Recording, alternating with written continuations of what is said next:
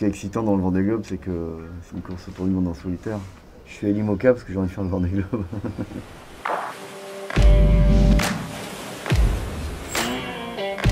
Le bateau, c'est notre bébé, hein, on peut dire. C'est-à-dire qu'on passe notre temps à anticiper les choses, bricoler, à l'entretenir, à prendre soin de lui. Il y a deux piliers dans ce team, hein, c'est le bateau et celui qui va monter dessus et qui va partir naviguer avec. Donc évidemment que sans le bateau, personne ne serait ici. Et on n'aurait absolument rien à faire et ce projet n'existerait pas. Donc c'est évidemment la base.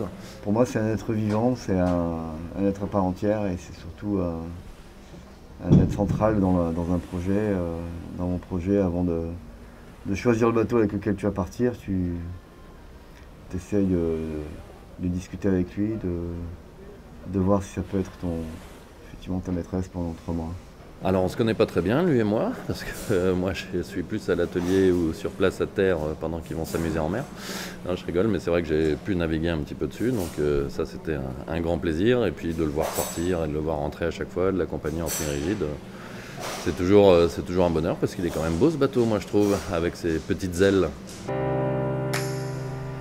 En fait, tous les IMOCA ils sont surpuissants, c'est des gros bateaux, ils font quand même 18 mètres.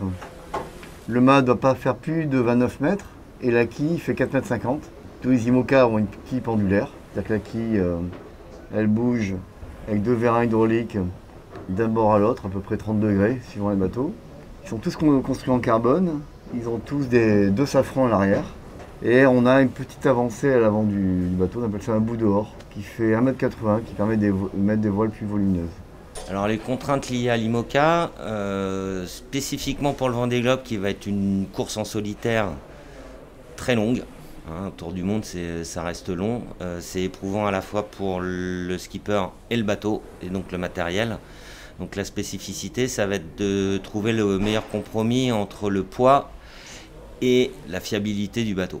Toute l'année du Vendée Globe, c'est là où il faut vraiment tout donner sur la préparation du bateau. Donc on a essayé d'anticiper un maximum ce qui pouvait arriver sur le bateau. On a essayé d'avoir le bateau le plus abouti possible le jour J pour le départ, et un skipper le plus serein possible avec sa monture. Une belle machine pour une belle course.